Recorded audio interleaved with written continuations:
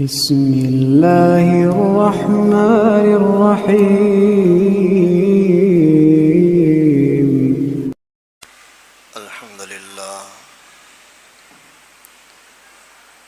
للہ نحمده ونستعینه ونستغفره ونؤمن به ونتوکل علیہ ونعوذ باللہ من شرور انفسنا ومن سیئات اعمالنا من يهده الله فلا مضل له ومن يضلله فلا هادي له وأشهد أن لا إله إلا الله وحده لا شريك له وأشهد أن محمدًا عبده ورسوله أما بعد فأعوذ بالله من الشيطان الرجيم بسم الله الرحمن الرحيم ألا بذكر الله تطمئن القلوب صدق الله العلي العظيم۔ محترم دوستو عزیزو،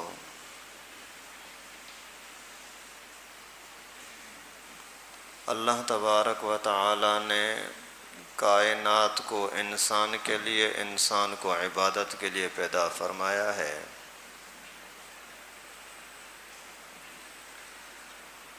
اور انسان کو عبادت سکھانے سمجھانے کے لیے پھر استاد اور ایک کتاب اللہ رب العالمین نے نازل فرمائے۔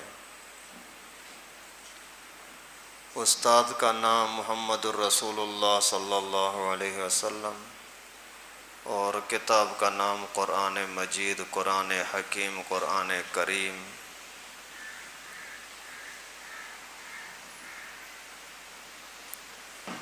ابھی انسان اپنے آپ کو اگر پہچاننا چاہتا ہے،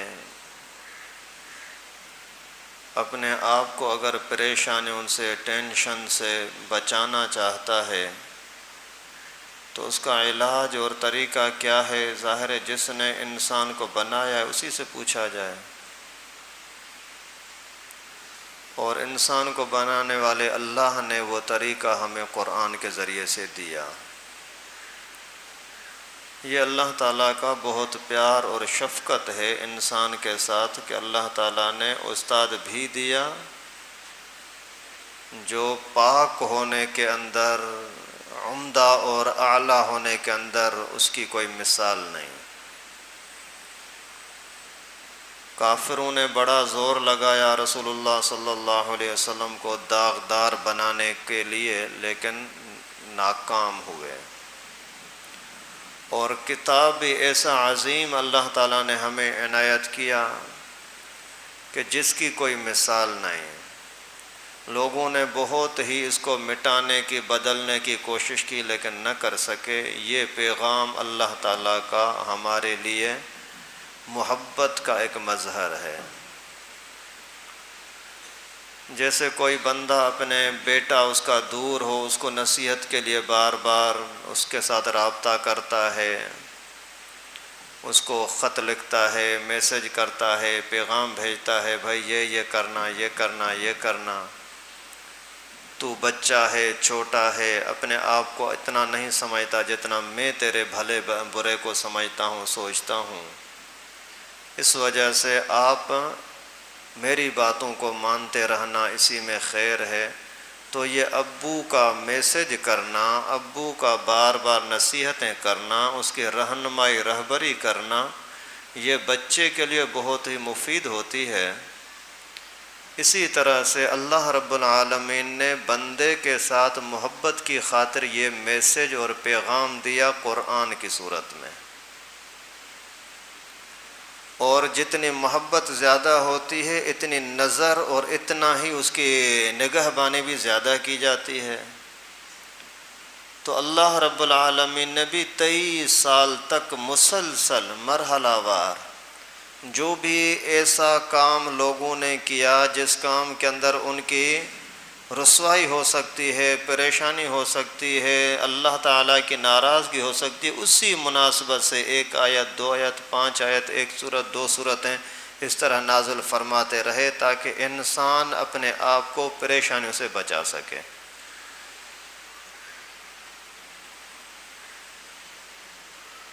اور قرآن پاک اس زمانے میں نازل ہوا، ابھی نازل نہیں ہو سکتا، جبکہ لوگ تو ابھی بھی ہیں، پریشانیاں تو ابھی بھی آ سکتی ہیں۔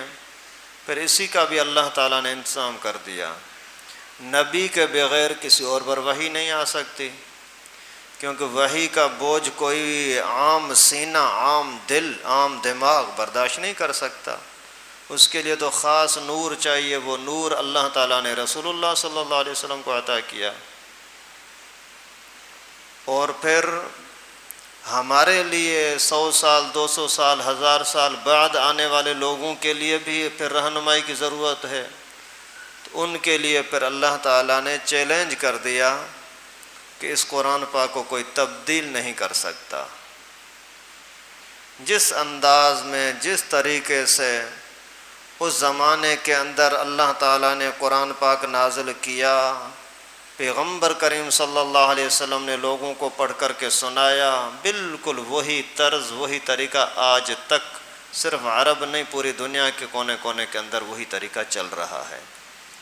یہ رہنمائی ہر انسان کی اللہ تعالیٰ نے اپنے پیار اور محبت کی خاطر عطا کیا۔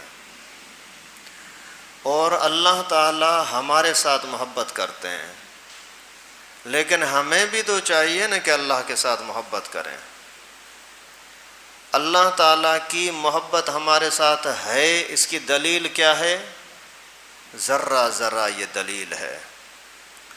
جو تم کھاتے ہو نا، جو نوالا تمہارے منہ میں آ رہا ہے نا، یہ اللہ کی محبت ہے۔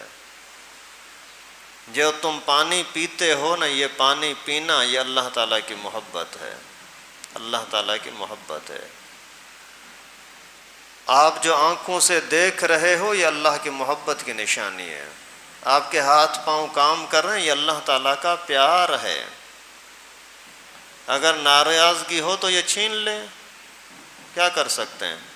ایک کوئی اللہ والا تھا، بزرگ آدمی، وہ بہت ہی زیادہ ذکر و اذکار میں لگے رہتے تھے، کبھی بھی حرام کام کرنا تو اسی کے تصور میں ہی نہیں تھا کہ جسے اللہ نے منع کیا اور میں کروں۔ تو ایک دن روتے روتے آنسو بہہ رہے ہیں، اللہ تعالیٰ سے عرض کیا، اللہ ہمیں اگر تیری محبت چاہیے تو اس کا طریقہ کیا ہے؟ تو اللہ تعالیٰ نے اس کے دل میں یہ بات ڈالی، الہام فرمایا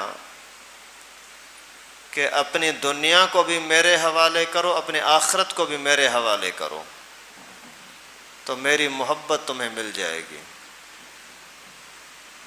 تو یہ بہت خوش ہوا، یا اللہ یہ تو تیری محبت کی قیمت بہت ہی کم ہے، یہ تو کوئی بڑی قیمت نہیں ہے، کیونکہ دنیا بھی تیرے حوالے کریں، آخرت بھی تیرے حوالے کریں۔ اس کا مقصد یہ ہے کہ دنیا جو تو نے دی ہے نا، آخرت جو تو ہی ہمیں دے گا نا، تو جو تو نے چیز ہمیں دی وہ اگر ہم تجھے واپس کر دیں، یہ تو بڑی کوئی قیمت نہیں ہے۔ اور اس کے بعد سے وعدہ کیا کہ اللہ پہلے بھی کبھی میں تیری نافرمانی نہیں کرتا تھا، لیکن آج کے بعد تو بالکل بھی اس کا سوچنا بھی ممکن نہیں ہوگا میرے لیے کہ میں کوئی سوچوں کہ کسی طریقے سے نافرمانی کی جائے۔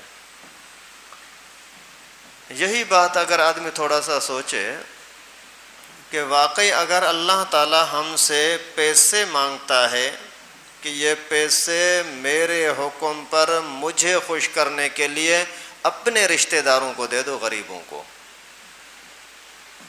اپنے محلے کے لوگوں کو دے دو، میرے دین کی سربلندی کے لیے، اس کو زندہ کرنے کے لیے، آباد کرنے کے لیے آپ لگاؤ، تو میں خوش ہو جاؤں گا۔ ابھی آپ اندازہ کریں، پیسہ اللہ نے دیا تھا نا، ہمارا تو کوئی کمال نہیں تھا۔ دو بندے ہیں، دونوں نے دکان کھولی ہے، ایک ہی طرح کی دکان کھولی ہے، دونوں کی تعلیم بھی برابر ہے، دونوں پی ایچ ڈی ہیں، ابھی دونوں پی ایچ ڈی والے ایک ہی طرح کا سامان ہے، دونوں نے دکان کھولی ہے، ایک ہی جگہ پر دکان کھولی ہے، ابھی گاہک آ رہا ہے، ابھی دونوں میں سے ایک کی طرف جا رہا ہے، دوسرے کی طرف نہیں جا رہا۔ مقصد یہ ہے کہ اسی گاہک کے دل میں یہ ڈالنا کہ یہاں جانا یہاں نہ جانا یہ اللہ کا کام ہے، تمہارا کام تو نہیں ہے۔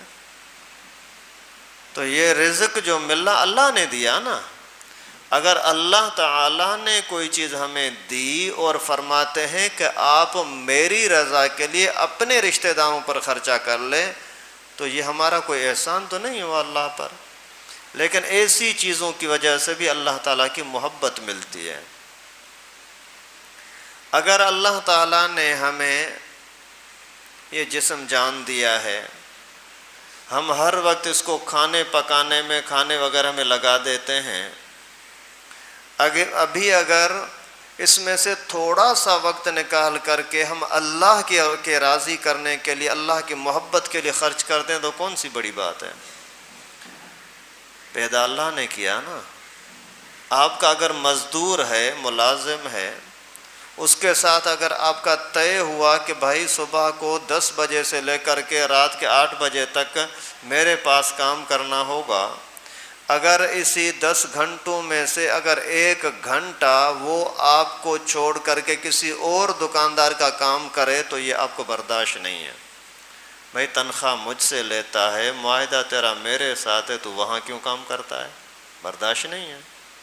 اللہ رب العالمین نے ہمیں وقت دیا، ہمیں زندگی دی، ہمیں یہ ساری نعمتیں دیں اور ہم سے تقاضا کیا کہ آپ کے اوپر یہ چیزیں لازم ہیں، کرنی ہیں، یہ چیزیں منع ہیں، بچنا ہے۔ ابھی اگر کوئی بندہ وہ لازمی چیزوں کو چھوڑ دے تو یہ پٹائی کا حقدار ہے؟ نہیں ہے، سیدھی سی بات ہے نا۔ یہ جو ہم آج کل وقت گزارتے ہیں 24 گھنٹے، تقریباً 1400 منٹ بنتے ہیں، 1440 منٹ، ابھی 1400 منٹ آپ اپنی ضرورت میں لگائیں، لیکن یہ 40-50 منٹ اگر فجر، ظہر، عصر، مغرب، عشاء 5 نمازوں کے لیے نکالنے کی بھی آپ کو ہمت نہیں، تو پھر اللہ تعالیٰ اگر 1400 منٹ ہی آپ سے چھین لے تو ناانصافی نہیں، انصاف ہے۔ آپ خود بھی تو ایسا کرتے ہیں نا۔ اس وجہ سے اللہ تعالیٰ نے جو نعمتیں دی ہیں ان کی قدر کریں۔ اور حضرت عیسیٰ علیہ السلام کے بارے میں آتا ہے کہ حضرت عیسیٰ نے اللہ رب العالمین سے پوچھا کہ اللہ تیری محبت حاصل کرنے کا طریقہ کیا ہے؟ تیری ہمارے ساتھ محبت ہے یہ تو ہر ایک سمجھتا ہے، لیکن ہماری تیرے ساتھ محبت ہو جائے پھر تو بھی ہمیں زیادہ محبت کرنے لگے، اس کی کوئی نشانی؟ تو اللہ تعالیٰ نے وحی فرمائی کہ اے عیسیٰ، جو مجھے بھولنے والے ہیں، بھول کر مجھ سے دور ہو گئے ہیں، ان کو میرے ساتھ جوڑ دو، میری تمہارے ساتھ محبت ہو جائے گی۔ بات کو سمجھے؟ جو مجھے بھول کر کے مجھے انہوں نے چھوڑ دیا ہے، ان کو میرے ساتھ جوڑ دو، میرے ساتھ ملا دو، میری تمہارے ساتھ محبت ہو جائے گی۔ یعنی اللہ تعالیٰ کی اگر محبت ہو گئی تو سب کچھ مل گیا۔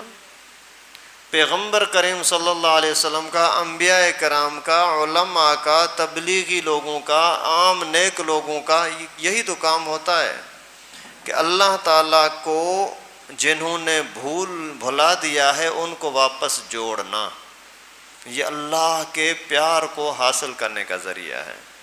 جیسے مثال کے طور پر کسی کا بیٹا گم ہو جائے، بیٹے کے ساتھ بڑا پیار ہے، محبت ہے، ابھی وہ اعلانات کر رہا ہے، یار میرا بیٹا پتہ نہیں کہاں گیا، کوئی اس کو لائے تو صحیح، اس کو یہ انعام دوں گا، یہ انعام دوں گا، اتنا تحفے تحائف دوں گا، اس کا دل خوش کر دوں گا۔ ابھی یہ بندہ ہر ایک دوڑ لگاتا ہے کہ میں یہ پیسے کمانے کے لیے 1,00,000 2,00,000 روپیہ انعام لینے کے لیے میں جا کر کے اس بندے کو ڈھونڈوں۔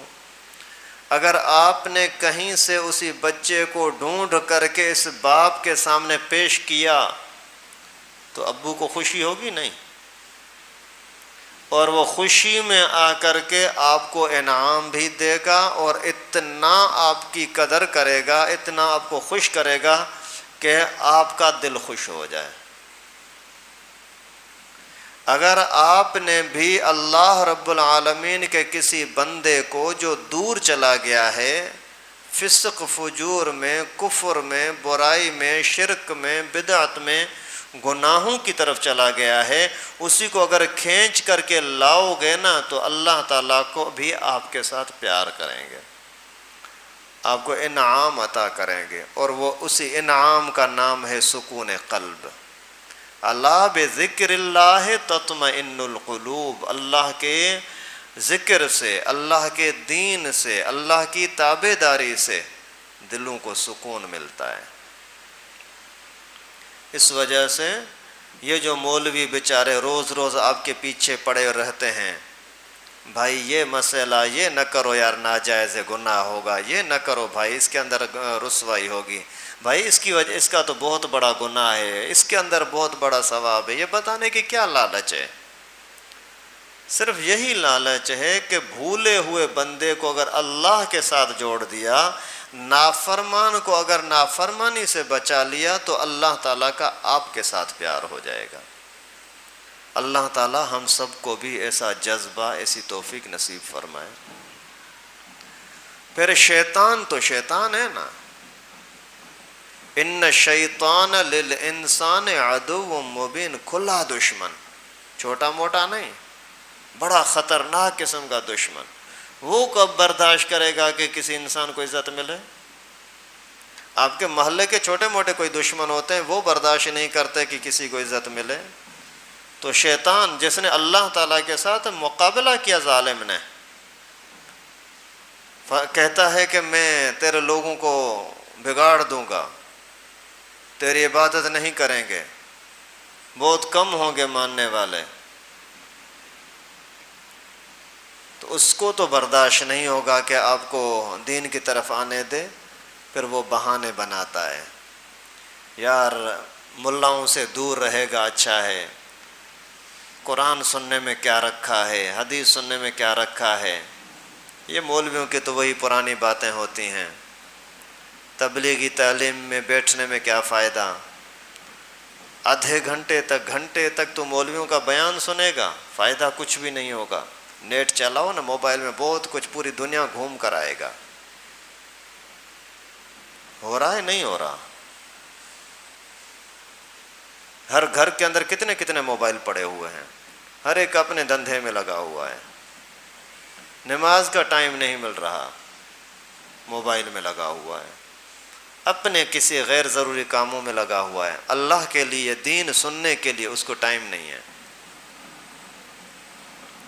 تو پھر شیطان کہتا ہے کہ مولوی کے پاس جائے گا، دینی مجلسوں میں جائے گا تو دنیا کی عیش و عشرت، دنیا کی لذتوں سے محروم ہو جائے گا۔ ابھی کھا رہا ہے، پی رہا ہے، اگر ان کے پاس گیا نا وہ بولے گا یہ بھی ناجائز، یہ بھی ناجائز، یہ بھی نہ کر، یہ بھی نہ کر، تو تجھے ملا بنا دیں گے، دنیا تیری لذت سے خالی ہو جائے گی۔ اور یہی شیطانی جملہ ہے جو آج کل لوگوں کے زبانوں پر بہت زیادہ ہوتا ہے، یار یہ ملا لوگ پھر ہمیں ملا بنا دیں گے۔ نہیں بھائی، ملا لوگ آپ کو سکون والا بنا دیں گے، دین والے لوگ آپ کو سکون والا بنا دیں گے، کیونکہ اللہ تعالیٰ نے فرمایا کہ میں نے سکون کو میرے ذکر میں رکھا ہے، سکون دین میں ہے، اور دین کو دین والوں سے سیکھا جائے گا نا، ٹی وی والے تو دین نہیں سکھاتے، آپ کو انٹرنیٹ والے تو دین نہیں سکھاتے، وہ تو آپ سے دین چھیننے کے لیے بیٹھے ہوئے ہیں۔ پڑھائی کے ٹائم پر بھی وہاں نہ جاؤ، بیان کے ٹائم پر بھی وہاں نہ جاؤ، لگے رہو اپنے دندھے میں۔ یہ سارے مشغلے جو بنائے ہیں صرف اسی لیے بنائے ہیں۔ وقال الذین کفروا لا تسمعوا لهذا القرآن والغوا فیہ لعلکم تغلبون۔ قرآن نہ سنو، دین نہ سنو، کافر کہتے تھے سنو گے تو دین بلند ہوگا۔ کافر بھی سمجھتے تھے کہ قرآن لوگ سنیں گے، دینی باتیں سنیں گے تو دین بلند ہوگا۔ وہ بولتے ہیں دین کو بلند نہ ہونے دو، سننے کے ٹائم پر لوگوں کو دور کر دو۔ تو یہ سارے جو اس طرح کے تماشے بنائے ہیں، گیمز اور یہ نیٹ وغیرہ، یہ ساری چیزیں کیا ہیں؟ قرآن سے دور کرنا ہے نا۔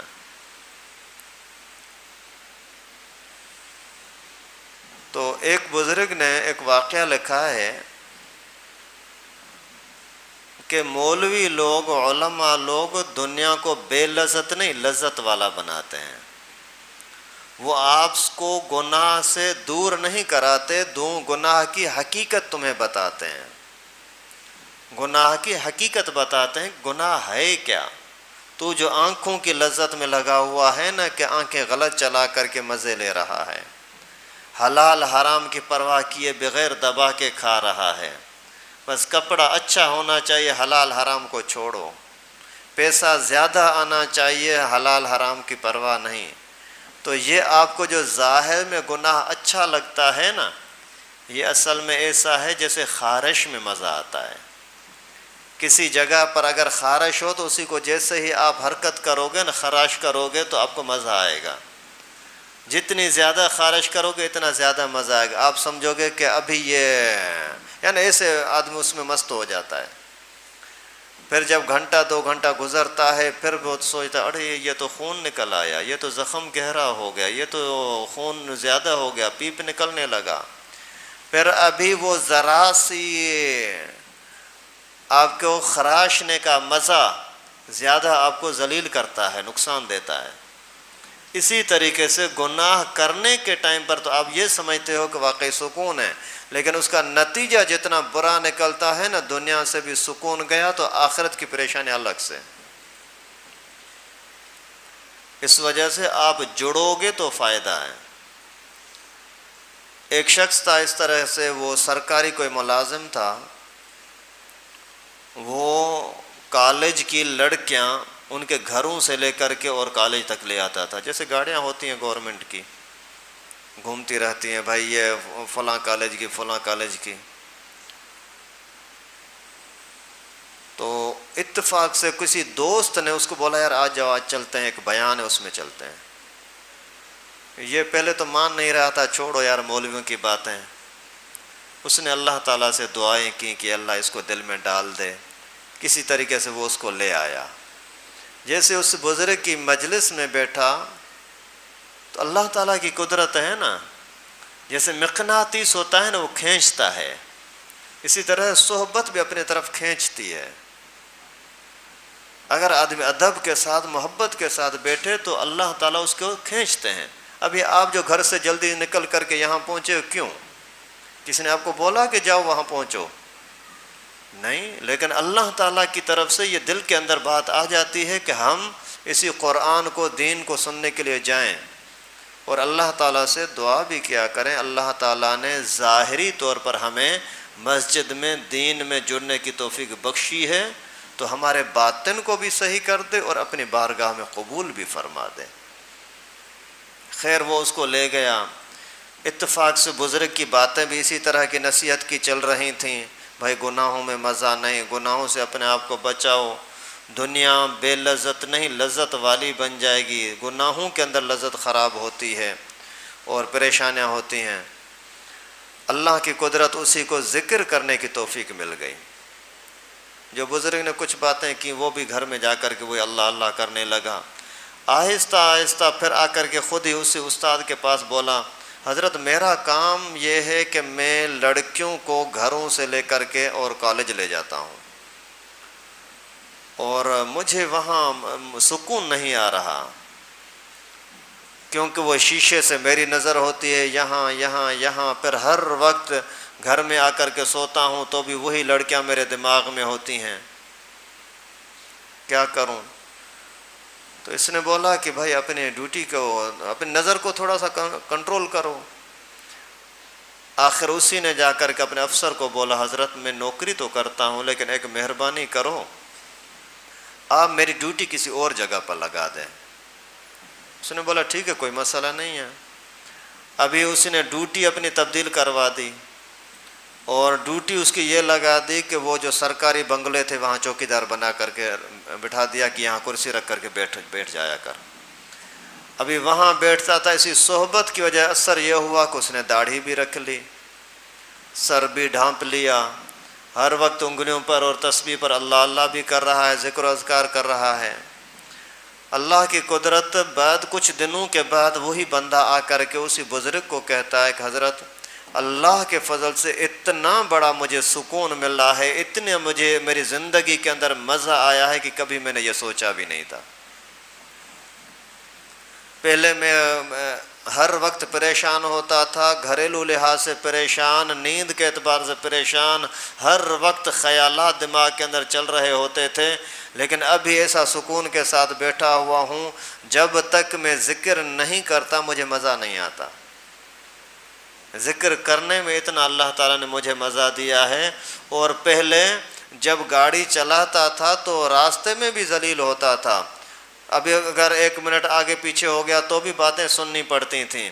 اور ابھی ایسا ہے کہ جہاں بیٹھا ہوتا ہوں وہ سارے جو افسران آتے ہیں اپنے گھروں میں جاتے ہیں، وہ سلام بھی کرتے ہیں مجھے آ کر کے، اور یہ بھیک مانگتے ہیں مجھ سے کہ حضرت ہمارے لیے دعا کیا کریں۔ ابھی وہی افسر جو کل تک اس کو تنگ کرتے تھے، آج وہی افسر اسی کے سامنے ہاتھ پھیلاتے ہیں مہربانی کر کے آپ ہمارے لیے دعائیں کیا کریں۔ اس سے بڑی عزت اور کیا؟ ابھی اس نے گناہوں کو چھوڑنے کا سبب نیک لوگوں کی مجلس، اور اس کی وجہ سے اس کے گھر کا ماحول بھی اچھا۔ چند ہی دنوں کے اندر وہ عام سا آدمی گھر کے لیے ہر وقت پریشان ہوتا تھا، اللہ کی قدرت اس کے پاس کار بھی آ گئی اور گاڑیاں بھی آ گئی، گھر بھی اچھا لے لیا۔ یہ اللہ تعالیٰ کی طرف سے سارا انتظام ہوتا ہے۔ اللہ بذکر اللہ تطمئن القلوب، اللہ کے ذکر میں سکون ہے بھائی۔ آپ کوشش کریں گناہوں سے جتنا آپ اپنے آپ کو بچاؤ گے اتنی ہی اللہ تعالیٰ کی طرف سے برکتیں آئیں گی۔ ایک شخص تھا، پیغمبر کریم کے پاس آیا، اے اللہ کے رسول مجھے میں سکون چین نہیں آتا، پریشانی ہوتی ہے، ہر وقت کبھی کوئی ٹینشن کبھی کوئی ٹینشن، کیا کروں؟ پیغمبر کریم صلی اللہ علیہ وسلم نے اس کو ایک نسخہ بتایا، میں بھی آپ کو بتا دوں۔ اللہ کے نبی نے فرمایا کہ تو یہ دعا پڑھا کر، بسم اللہ علی دینی و نفسی و ولدی و اہلی و مالی، 5 چیزیں۔ بسم اللہ علی دینی و نفسی و ولدی و اہلی و مالی، اے اللہ میں تجھ سے برکت کی دعا مانگتا ہوں، برکت کی دعا مانگتا ہوں میرے لیے، میرے دین کے لیے، میرے دین کو مبارک رکھنا، ایسا نہ ہو کہ میں بے دین بن جاؤں۔ اپنے نفس کے لیے یا اللہ مجھے اپنی جان کی لیے آپ سے برکت مانگتا ہوں کہ اس کو ہر طرح کی بیماریوں سے پریشانیوں سے مجھے بچا۔ اور وہ والدی، اپنے اولاد کے لیے اللہ میں تجھ سے برکت مانگتا ہوں کہ میرے اولاد کو پریشانیوں سے، بیماریوں سے، مصیبتوں سے، نافرمانیوں سے یا اللہ تو بچا۔ وہ اہلی، یا اللہ میرے بیوی کو، میرے گھر کو برکت والا بنا، یعنی پریشانیوں سے بچا۔ اور وہ مالی، یا اللہ میرے مال کو بے برکتی سے اور گناہوں میں استعمال ہونے سے، میرے لیے وبال اور مصیبت بن جانے سے یا اللہ تو بچا۔ یہ دعا کچھ ہی دنوں کے بعد وہی صحابی پیغمبر کریم کے پاس آیا، آ کر کے عرض کیا کہ اللہ کے فضل و کرم سے حضرت کوئی پریشانی نہیں ہے، کوئی مجھے ابھی تکلیف نہیں ہے، نیند بھی سکون کی، مالی لحاظ سے بھی سکون ہے، کوئی پریشانی نہیں ہے، جسمانی لحاظ سے بھی اللہ کے فضل سے میں ٹھیک ہوں۔ بسم اللہ پڑھتے رہتے ہو، باقی 5 لفظ یاد کرو، اعلیٰ دینی دین، و نفسی میری جان، و ولدی میرا بچے، و اہلی میری بیوی گھر، و مالی میرا مال۔ اللہ تعالیٰ اس طرح سے خصوصی ایک انعام اور پیکیج بھی رسول اللہ صلی اللہ علیہ وسلم کے واسطے سے امت کو دیے ہیں۔ ہم تھوڑا سا توجہ کریں، نماز کی پابندی کریں، نافرمانی سے، گناہوں سے اپنے آپ کو بچائیں، اور نیکی کا جو بھی عمل آپ کے سامنے آئے کرنے کی کوشش کریں۔ نہیں کر سکتے تمنا رکھیں، موقع ملا میں ضرور کروں گا، اللہ تعالیٰ ضرور آپ کو سکون اور دنیا اور آخرت کی عزتیں عطا فرمائیں گے۔ اللہ تعالیٰ سے دعا ہے کہ ہم سب کو دین کی اہمیت کو سمجھنے کی توفیق نصیب فرمائے۔ وآخر دعوانا ان الحمدللہ رب۔ لائک کریں ہمارے چینل کو اور سبسکرائب کریں اور بیل آئیکن کو دبانا نہ بھولیں۔